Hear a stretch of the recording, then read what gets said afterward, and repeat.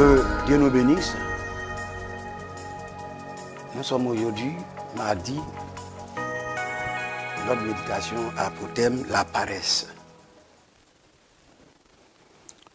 C'est tiré du livre de Matthieu, le chapitre 25, le verset 14 à 30. Permettez que je vais lire. Matthieu 25, le chapitre 14 à 30. Il en sera comme d'un homme qui, partant pour un voyage, appela ses serviteurs et leur remit ses biens. Et donnant 5 talents à l'un, 2 à l'autre et 1 au troisième, à chacun selon sa capacité, et il partit.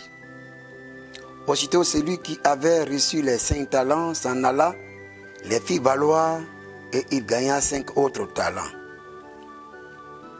Verset 17. De même, celui qui avait reçu les 2 talents en gagna 2 autres.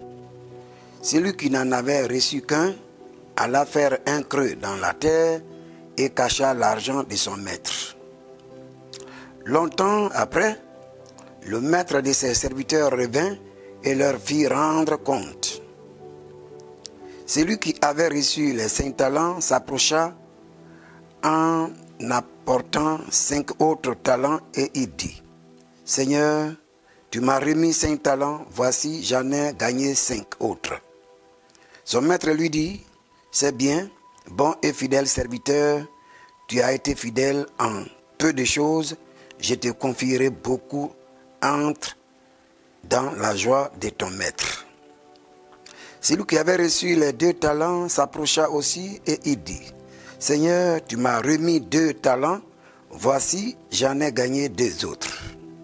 Son maître lui dit: C'est bien, bon et fidèle serviteur, tu as été fidèle en peu de choses, je te confierai beaucoup, entre dans la joie de ton maître.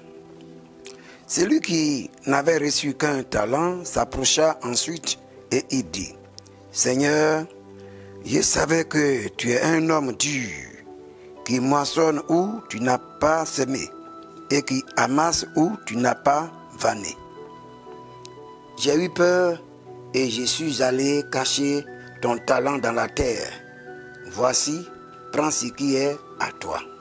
Au verset 26, son maître lui répondit: Serviteur méchant et paresseux, tu savais que je moissonne où je n'ai pas semé, et que j'amasse où je n'ai pas vanné. Il te fallait donc remettre mon argent au banquier et, à mon retour, j'aurais retiré ce qui est à moi avec un intérêt. Au verset 28, ôtez-lui donc le talent et donnez-le à celui qui a les 10 talents. Car on donnera à celui qui a et il sera dans l'abondance, mais à celui qui n'en a pas, on ôtera même ce qu'il a. Au verset 30, et le serviteur inutile, jetez-le dans les ténèbres du dehors, où il aura des pleurs et des grincements de dents. Voilà une bonne méditation où il y a beaucoup de leçons à tirer. La paresse. La paresse, c'est le comportement de celui qui évite l'effort. Il évite vraiment l'effort, il ne veut pas faire un effort. Il réagit à des projets qui ne se réalisent jamais. La loisiveté est la mère de tous les vices. Il existe plusieurs catégories de paresse. La paresse d'esprit. Quand nous lisons le livre des Proverbes 10, verset 26, cette paresse-là, on retrouve là. La paresse orgueilleuse s'est fait passer pour un courageux, un homme ayant de l'initiative, mais en réalité est un fanfaron. Proverbe 26, verset 16 aussi le dit. La paresse malicieuse ne cherche pas à braver les intempéries de la vie, mais perçoit toujours un danger imminent et trouve des arguments. Alors, si on a des leçons à dégager là, comme toutes les autres vices, la paresse est un vice à éviter. Où que tu te trouves, c'est vraiment pas une bonne chose. Il faut éviter la paresse. Dieu même qui nous a créés à travailler, sans relâche. C'est pourquoi le Seigneur dit souvent, mon Père agit et moi aussi j'ai agi. Il faut travailler. Dieu merci, nous qui avons accepté Jésus, qui sommes venus à l'église, on doit vraiment bien comprendre ces choses pour pouvoir mieux structurer ta vie où que tu te trouves.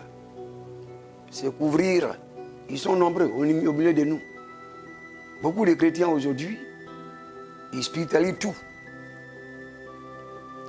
Au moment où il doit se lever très tôt pour aller chercher quelque chose à faire, c'est ce moment-là, il passe tout le temps à lire la Bible, alors que la Bible nous dit que chaque chose a son temps. Si c'est le temps d'aller se chercher du travail pour que tu travailles, il faut aller. Il ne faut pas tenir la Bible main sous prétexte que oui, je suis en train il faut travailler. Dieu a travaillé. Toi et moi, nous sommes partis aussi à l'église. Ça ne doit pas être un frein pour nous. Les chrétiens, au contraire, nous devons être des gens qui donnent de bons exemples, des gens courageux. Ça soit dans ton foyer, ça soit au travail, tu dois vraiment travailler parce que c'est avec Dieu que tu vas là-bas. Mais plusieurs ne comprennent pas ça encore. Ils jouent toutes ces phases de paresse qu'on vient de citer. Il faut voir un peu dans quelle position tu te trouves. Mais le Seigneur veut rappeler à chacun que toi, étant devenu chrétien, tu es devenu chrétien pour la gloire de Dieu. Alors, tu dois tout mettre en œuvre pour que tout ce que tu fais fasse la joie de ton Dieu, fasse la joie de ton entourage, soit la bénédiction pour tous ceux qui t'environnent. Derrière ça, il y a la malédiction. Si tu ne travailles pas, depuis que tu es là, chaque jour, tu tournes un peu, tu reviens, tu es couché, tu dors. Tu tournes un peu, tu reviens, tu dors. Dormir là, c'est bon, mais chaque chose a son temps. Quand la nuit vient, tu peux dormir. S'il faut faire quelque chose pour ressortir quelque chose aussi, c'est mieux. Nous bénissons aujourd'hui Dieu pour plusieurs parmi nous aussi qui ont compris et qui ne se fatiguent jamais.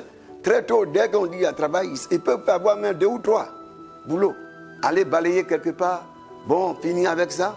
Aller transporter, ceux qui construisent des maisons, ils s'approchent de ces personnes, ils commencent à leur temps donner les seaux, tirer. Et dans la journée, ils s'en sortent facilement. Et d'autres regardent ça comme vraiment des choses difficiles. Ah, moi, je vais partir m'asseoir, et puis encore, bon, ils vont remplir les choses quand mais est-ce que je peux dormir avec ça? Mon frère, tu peux dormir. Dieu dit que la paresse n'est pas une bonne chose. Ça entraîne même la malédiction, la pauvreté. Il faut comprendre ça. Mais nous stimuler au zèle. Parce que le zèle étant le fait de travailler avec précaution. Le zèle étant, oui, le fait de travailler avec finesse, avec conscience, beaucoup d'attention, de consécration et d'amour. Nous pouvons prendre Romains le chapitre 12, le verset 11. C'est important.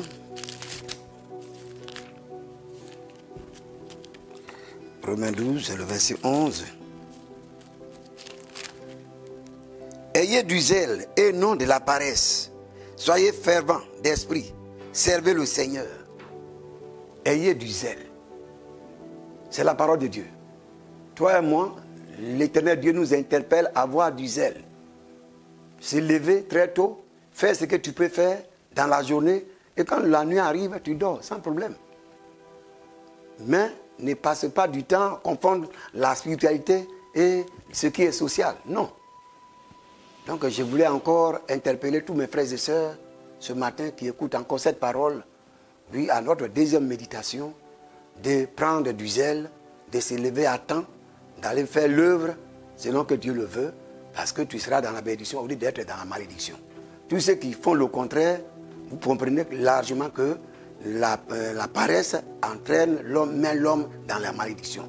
Et notre prière, ou bien sinon nos prières, nous ne voudrons pas que chacun de nous soit sous la malédiction, mais plutôt sur la bénédiction de l'Éternel. Lèvons-nous et allons, faisons ce que Dieu veut pour sa gloire.